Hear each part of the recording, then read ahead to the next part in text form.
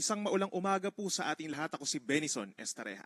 Meron muli tayong update regarding pa rin sa ating monitor na si Severe Tropical Storm Christine with international name na Trami as of 5 in the morning, araw ng Huwebes.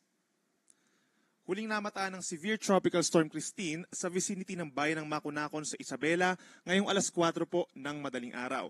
Taglay nitong hangin na 95 km per hour pa rin malapit dun sa kanyang sentro at tumaas yung mga pagbugso hanggang 160 km per hour.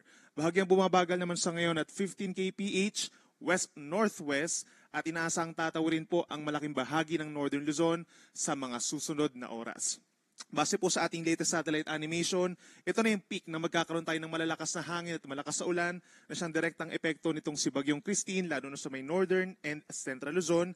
Habang kitang-kita po dito sa ating animation, itong makapal na kumpul ng ulap sa may bahagi ng Mimaropa and Calabarzon, associated po ito sa trough o yung outer rain bands nitong si Bagyong Christine.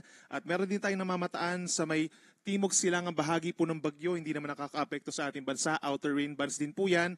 Habang sa malayong parte ng ating kalupaan, ay meron pong panibagong low pressure area na nabuo. Dito po sa may silangan ng Mindanao, nasa almost 2,400 kilometers away po. Within the next 24 hours, mataas ang tsansa na ito'y magiging isang tropical depression or mahinang bagyo.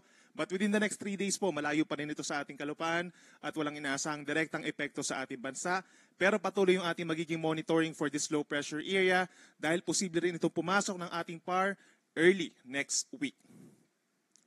Ito po yung latest track na pag-asa regarding kay Bagyong Christine. Inaasang kikilos nga po pakaliwa or westward in general ang nasabing bagyo simula po ngayong madaling araw hanggang mamayang gabi. At maaaring mag-emerge po sa ating West Philippine Sea pagsapit mamayang gabi. Simula naman mamayang gabi hanggang bukas ay nasa may West Philippine Sea na ito, unti-unting lalayo sa ating kalupaan at posibleng lumabas ng ating Philippine Area of Responsibility Friday afternoon.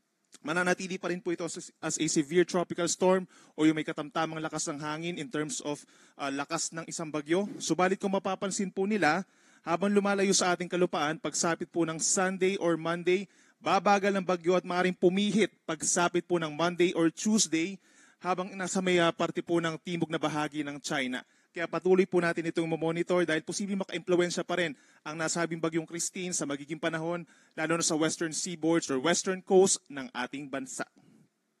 And please take note po, itong si Bagyong Christine ay naglandfall kaninang 12:30 in the morning dito po sa bayan ng Difilacan sa Isabela.